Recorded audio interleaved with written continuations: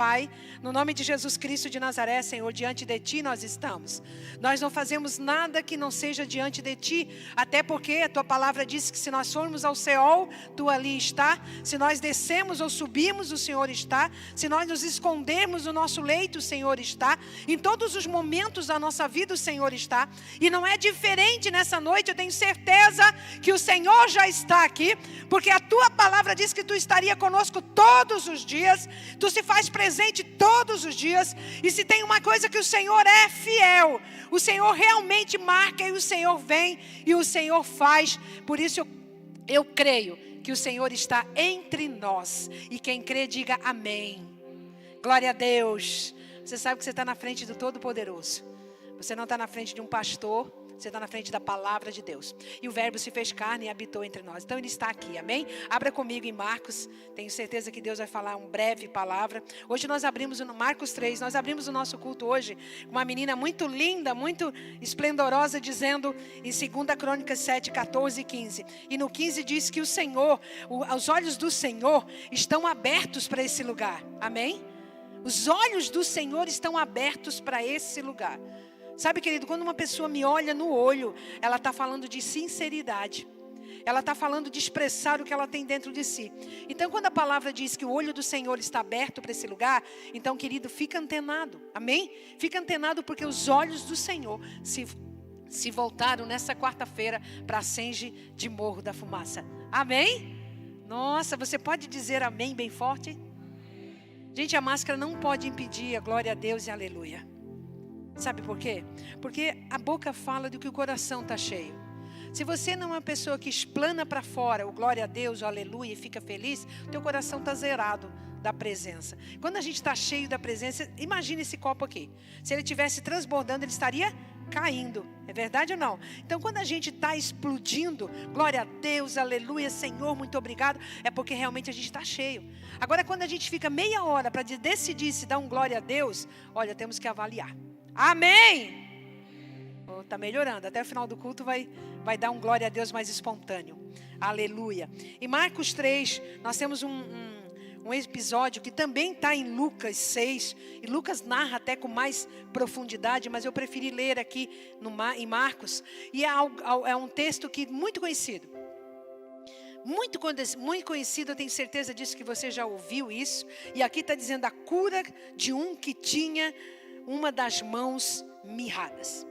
E outra vez entrou na sinagoga e estava ali um homem que tinha uma das mãos mirradas. Quem entrou na sinagoga? Jesus. Antes de Jesus, 580 anos antes, existia o templo de Salomão. O templo de Salomão construiu, só que Nabucodonosor veio, e destruiu o templo. Então, depois daquela época, eles começaram a criar sinagogas, ou seja, lugar de cultuar a Deus e lugar de ensino da palavra. Não existia templo. No templo de Salomão, os aleijados, os deficientes, não entravam, tanto que você pega ali, no templo de Formosa, quando Pedro curou aquele aleijado, eles ficavam na porta. Tinha placas lá que deficiente, ou seja, pessoas com defeito, animais com defeitos, não entrariam no templo.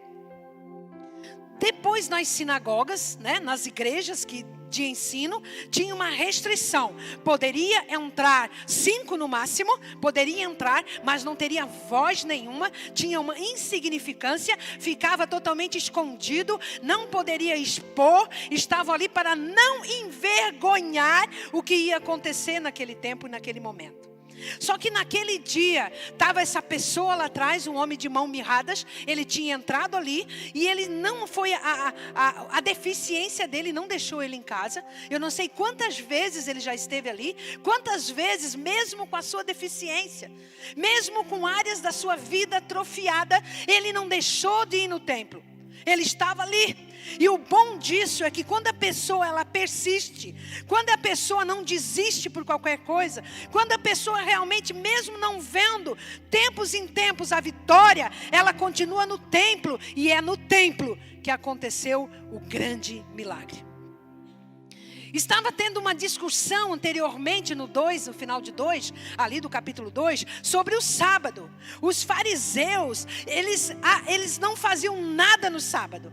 O sábado era maior do que qualquer cura, do que qualquer livramento. E Jesus estava discutindo com eles ali. E Jesus disse ali no 2, se você ler em seguida, um pouquinho atrás no 2, 26, 27, diz que Jesus disse assim: olha, o sábado, eu sou o Senhor do sábado. O sábado não vai impedir de eu fazer o milagre. Mas os fariseus, eles estavam ali para acusar Jesus. Tinha esse homem lá no canto, de mão mirrada. E você sabe que estava ali no 2, 3, 2, estava observando se curaria no sábado para acusarem.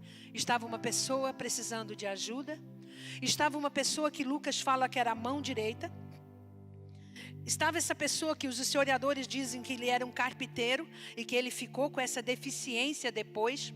Estava essa pessoa que tinha parado a sua vida, estava ali entristecido, não tinha mais o que fazer, estava ali sendo humilhado, porque naquela época qualquer pessoa que tinha uma deficiência, ele era humilhado.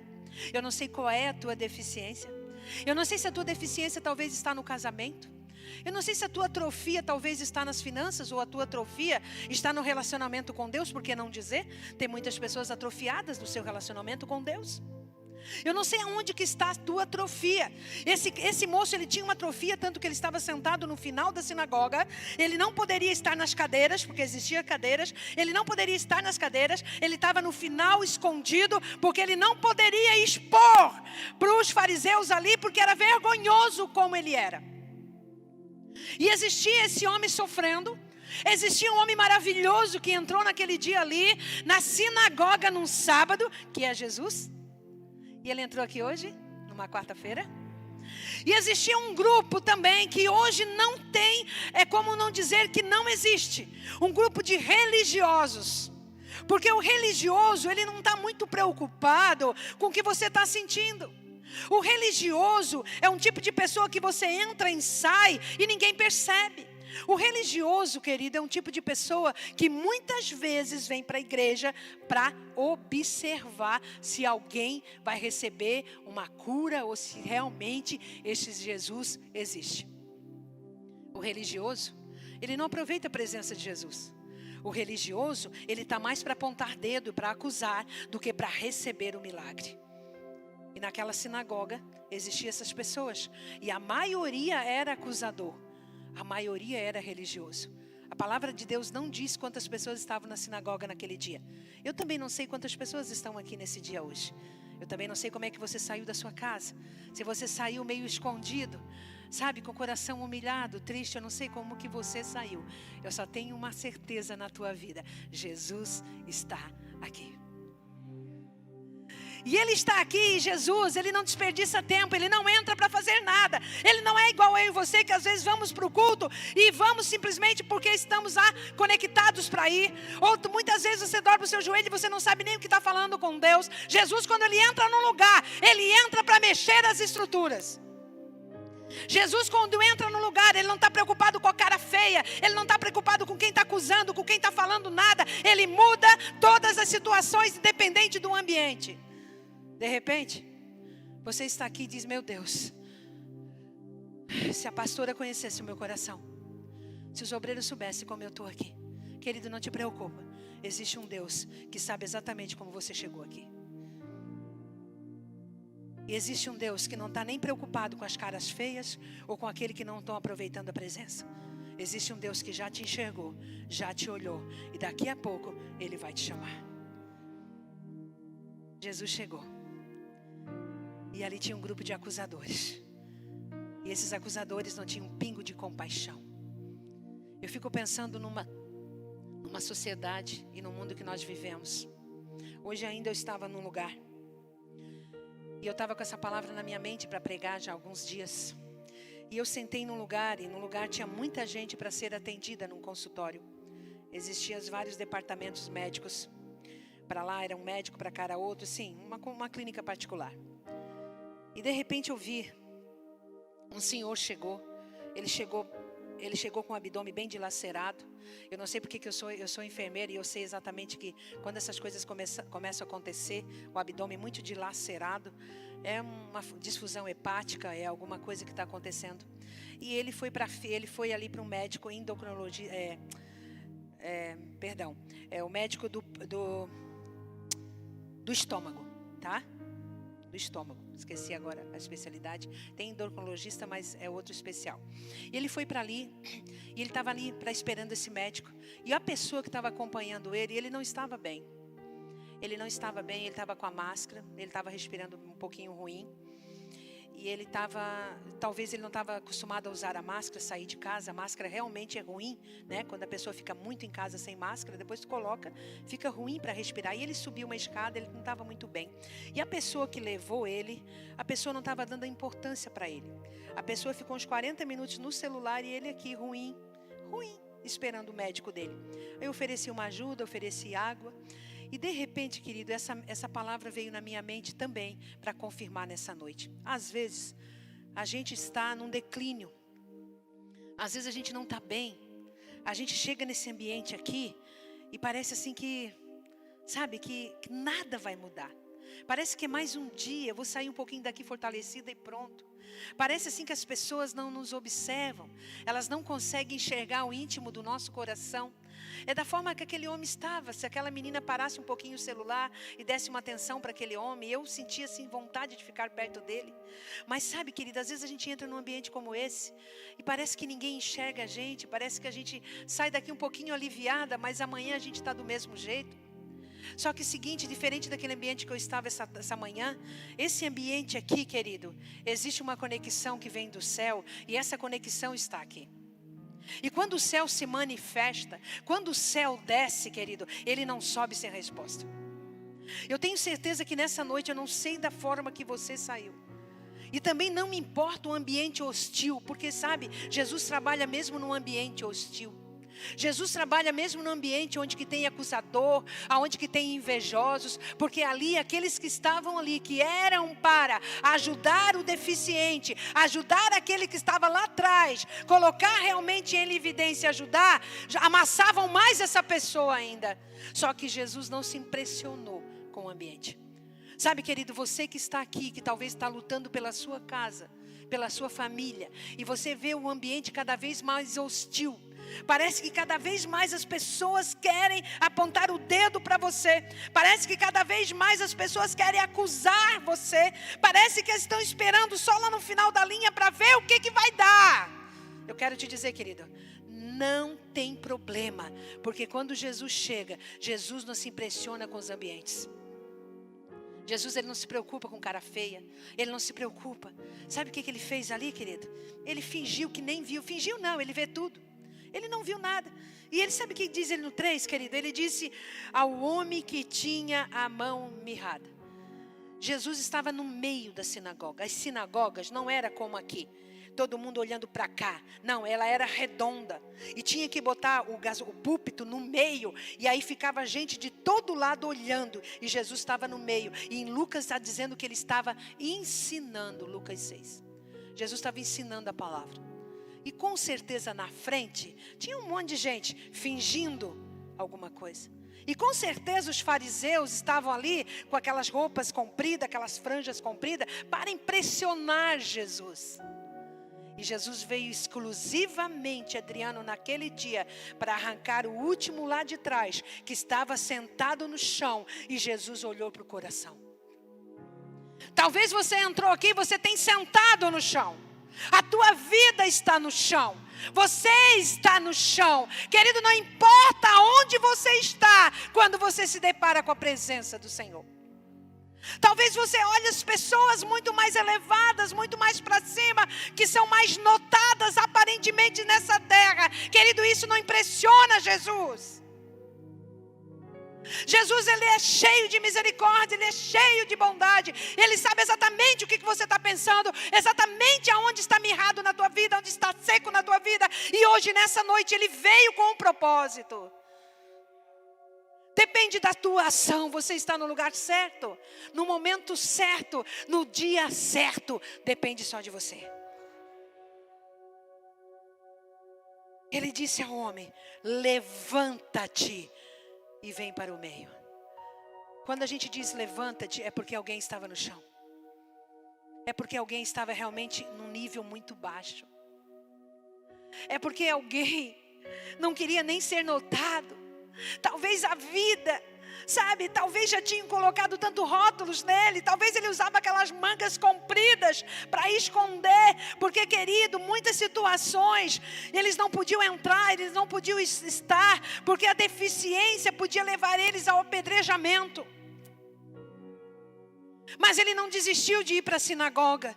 Ele não desistiu de estar na igreja. Ele não desistiu ainda que os olhares tortos vieram.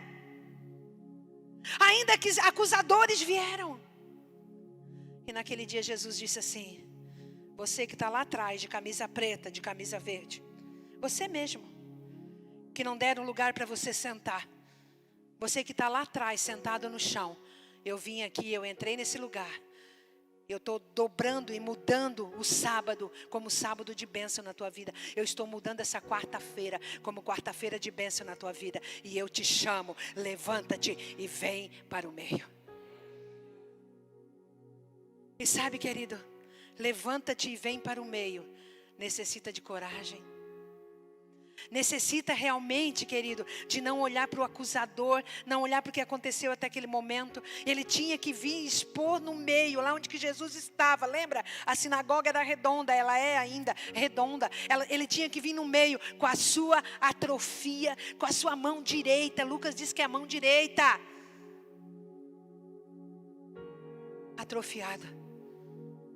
E no momento que Jesus chamou, como ele estava já acostumado a ser jogado para fora de ambientes. Ele já estava acostumado muitas vezes a levar pedrada e dizer: aqui não é o teu lugar.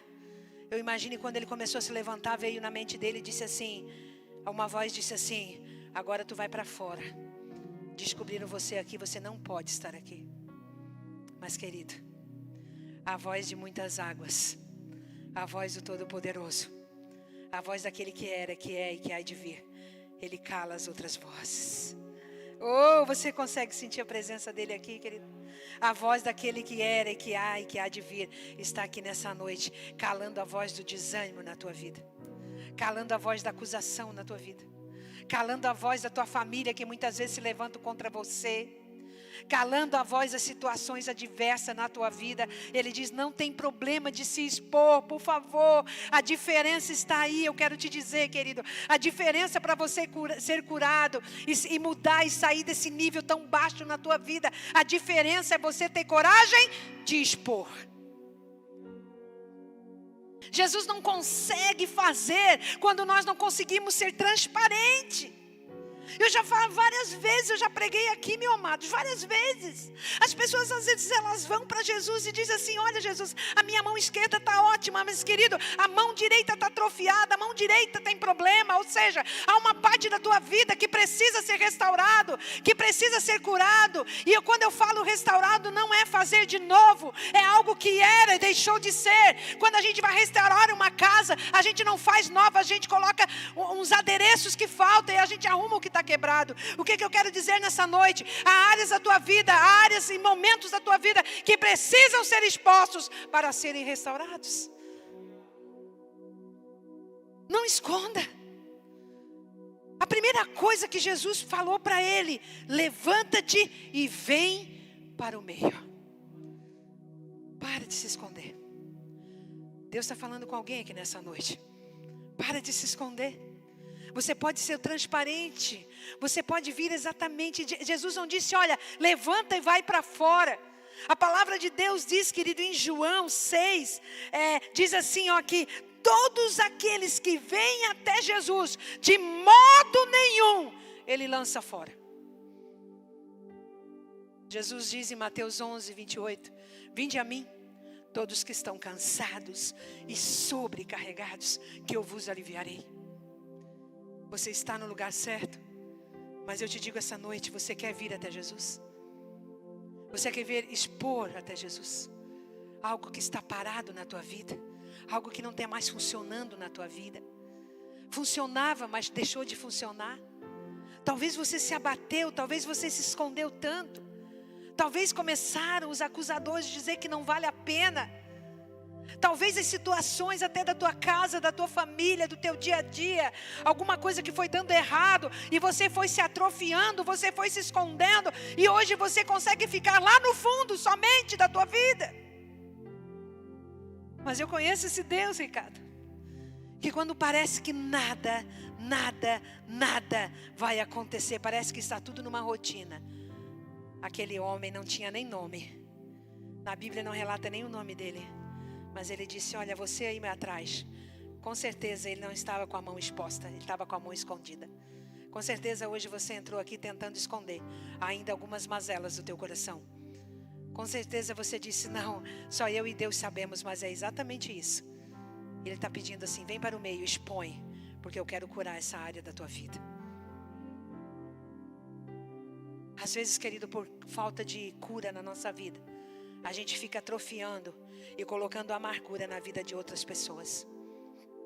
Quando você é bem resolvido, quando você é uma pessoa bem tratada, quando você não tem atrofia em áreas da tua vida, você consegue ajudar o próximo a caminhar. Mas quando você tem atrofia na tua vida e você não consegue expor, você se torna uma pessoa amarga e ainda consegue colocar atrofia nas outras pessoas. Essa família, esse homem estava parado. Aquilo que dava função, prosperidade, aquilo que dava realmente uma vida digna, estava parada na vida daquela casa, na vida daquela família. E Jesus naquele dia ele notou, ele olhou. E ele está olhando para a sua casa hoje. Ele está olhando para dentro de você hoje. E ele sabe exatamente o que está mirrado, o que está seco. E ele está dizendo, expõe para mim. Levanta-te e vem pelo meio.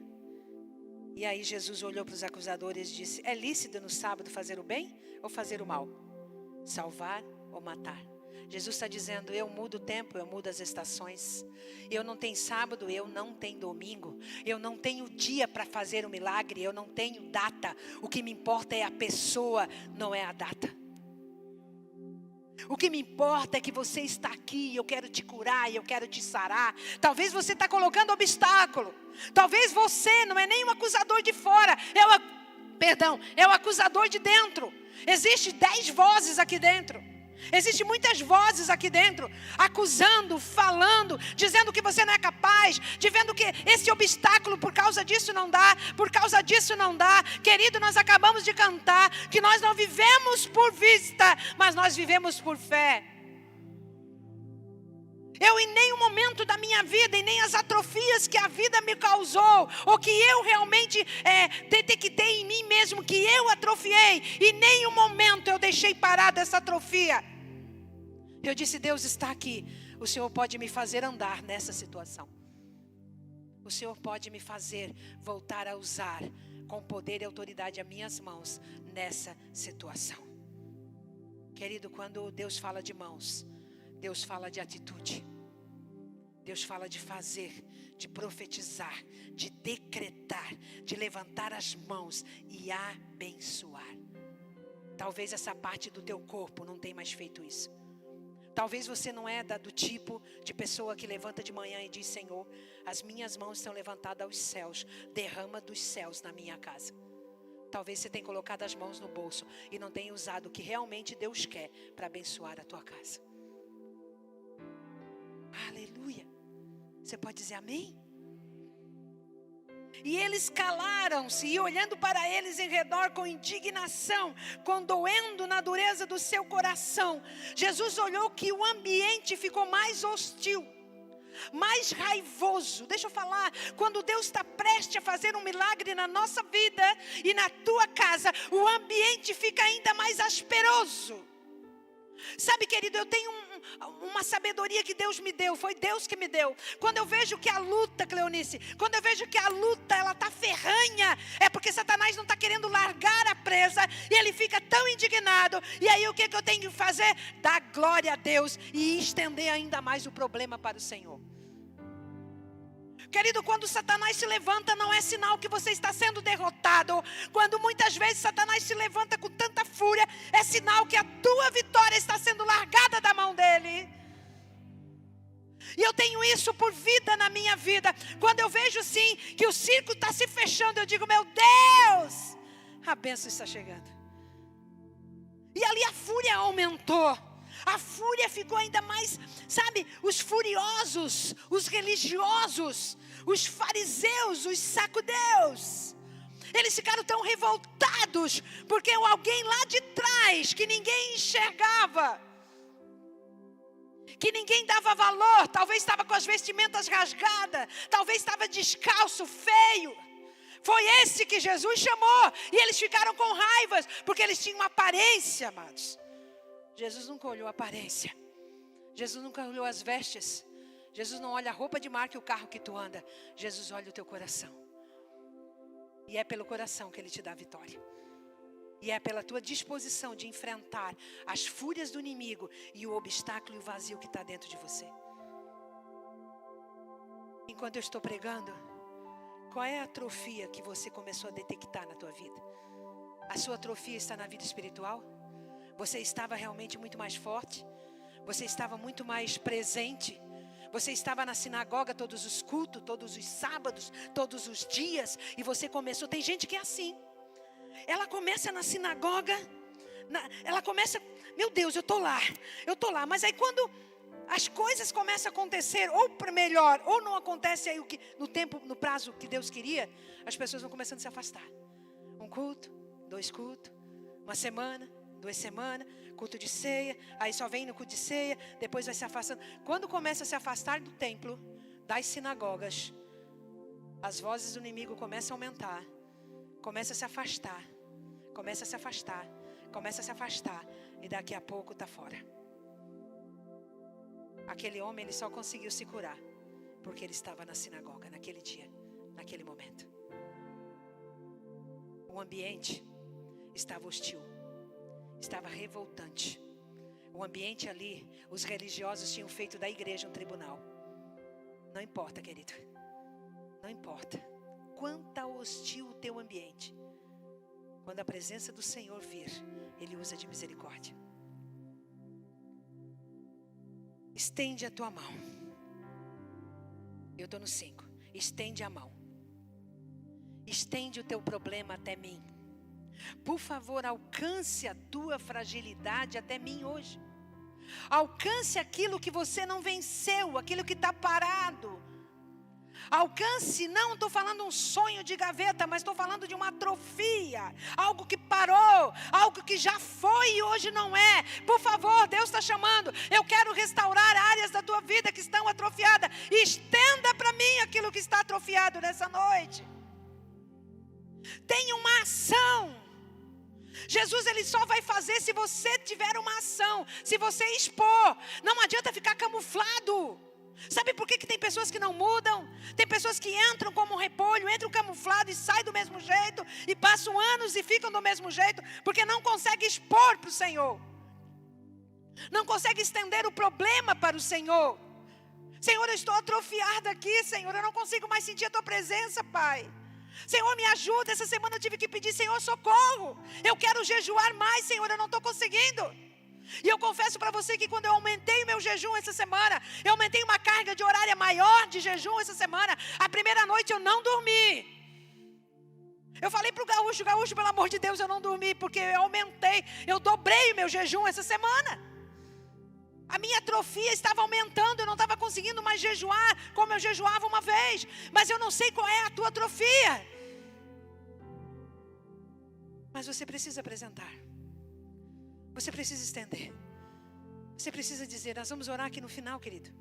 E nós vamos orar em cima dessa palavra. Estenda para cá aquilo que te está aleijado. Aquilo que está parado na tua vida. Aquilo que você deixou de crer. Aquilo que você talvez já perdeu a esperança. Expõe para Deus. Não te esconda. Não te acomoda. Não diga que vai ser o resto da vida assim. Aonde Deus entra, Deus muda a situação. Onde Jesus entra, Ele muda o quadro. Eu quero dizer para você, moça, Ele muda. Ele muda. Volta a crer. Volta a crer. Talvez a tua atrofia que tu não está crendo. Aleluia. E ele estendeu a mão. Ele o que, gente? Ele o que, gente? Ele estendeu a mão. E a palavra de Deus diz que foi-lhe restituída como a outra. Jesus não orou. Jesus não disse: Deus, Pai, Filho, Deus, eu estou aqui, Pai, olha a mão desse homem. Jesus não orou. Jesus não pegou barro do chão.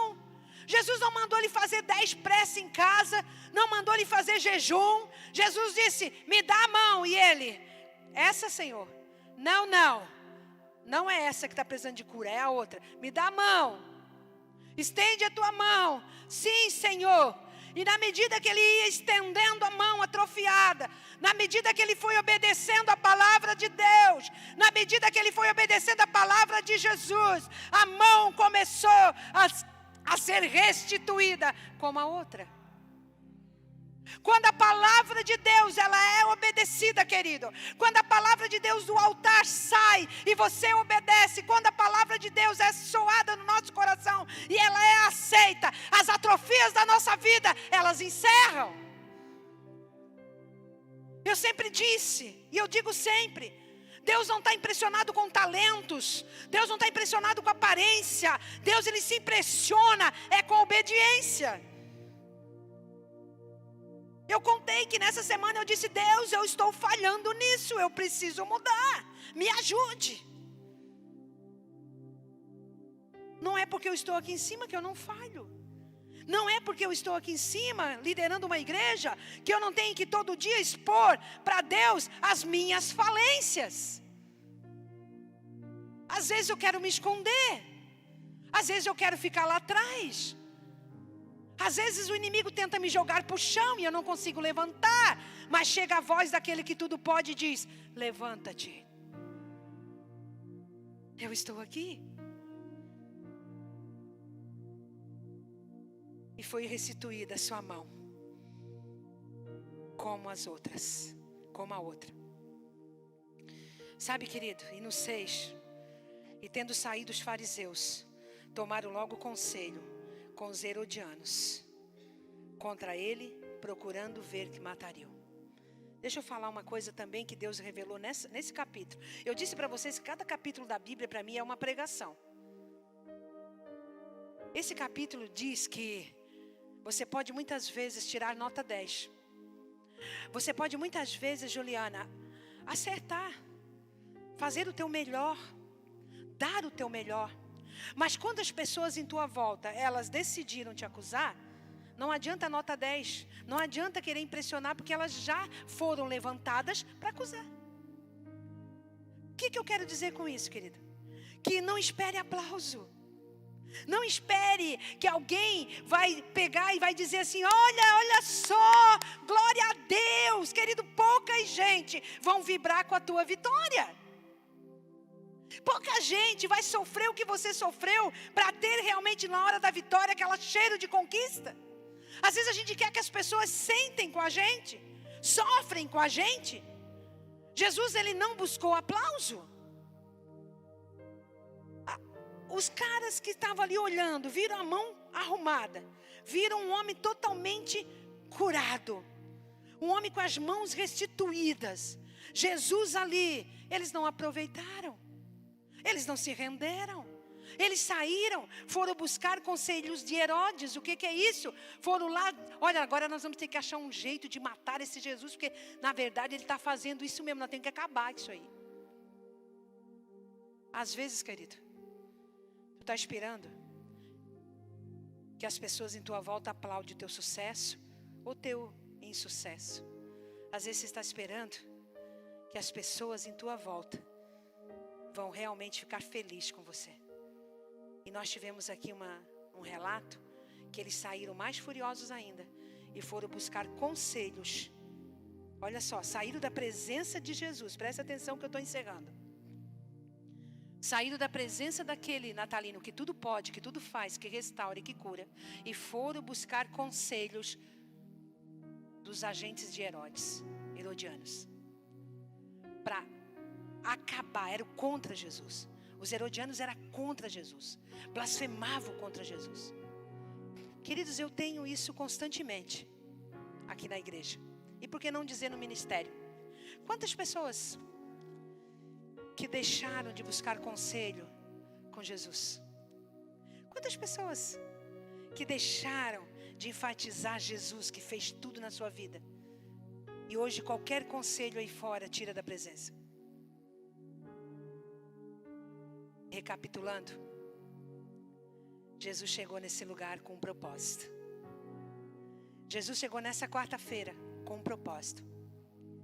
O que você precisa, o que eu preciso é expor. Ele está chamando algumas pessoas nessa noite. Ele está chamando algumas pessoas que estão realmente camufladas dentro de si e precisando expor para Jesus as suas fragilidades. Eu não sei aonde que você parou na tua vida. Eu não sei o que está atrofiado na tua vida. Eu não sei, você acha que vai muito longe, desse jeito não vai. Daqui a pouco a atrofia vai começar a pegar outros membros. E você não vai conseguir mais andar os passos que você está dando hoje. Então é melhor curar logo dessa atrofia. Eu vou orar agora no final desse culto.